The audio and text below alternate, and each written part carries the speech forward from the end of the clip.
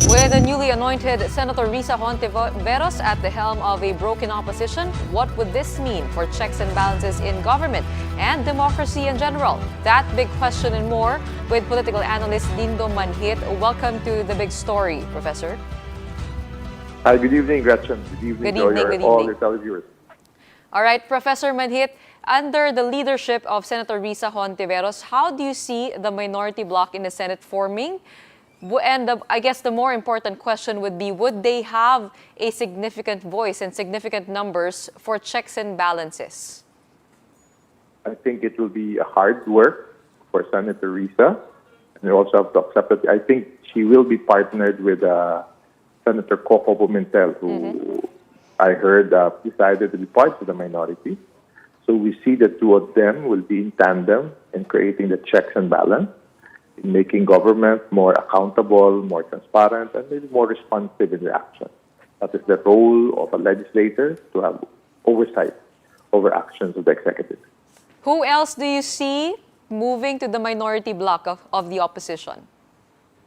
Right now, I just see the two of them, but we hear of stories that possibly the Cayetano siblings, as always, position themselves as independent in previous Congresses. So they might also join the minority, but right now what's clear is that we have a Senator Risa and a Senator Coco be part of the minority as we enter the 19th Congress towards the end of July.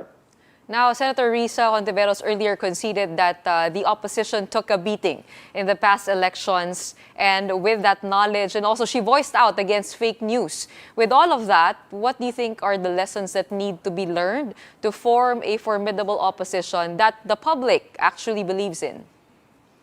I think it's critical to any political groups to look at elections as a contest, and the best way to understand and win this contest for votes for voters is to understand the voters itself. True, there are mechanisms that have spread fake news, disinformation, but the only way to counter them is fight them with a better story, a better narrative, a better policy proposal.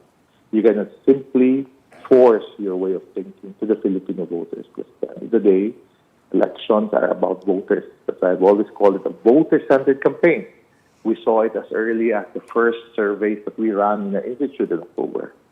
How at the time we saw the strength of a united ticket between a Marcos and a Duterte, and how strong they are and how they are perceived more positively. That should have been countered. But instead, we see the opposition focusing on what they thought was their narrative, not really listening to the voters. It's good to understand the voters and build a campaign around it. And that's, I think, what Senator Risa did on her own. Now, she positioned herself as senator.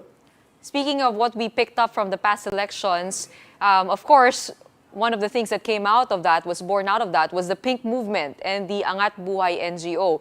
Now, how do you think that will translate to the incoming administration, the incoming opposition? And what do you think would be Vice President Leni Robredo's role in the next 6 years? At the end of the day, what we see is an energized base of supporters for outgoing Vice President Robredo. How they keep that support group, how they keep on energizing the support group would depend on the moves that they will make in the coming months and maybe first year. Because they have to look at the short term, and the short term is a mid-year election. Can they offer themselves as an alternative view enough to be elected nationally into the Senate with VP Leni and other possible returning senators from the opposition? So that's something that they should look at, and how can they reach out and turn this 28% voters or 15 million voters went for VP Leni to elect independent senators or opposition senators 3 years from now.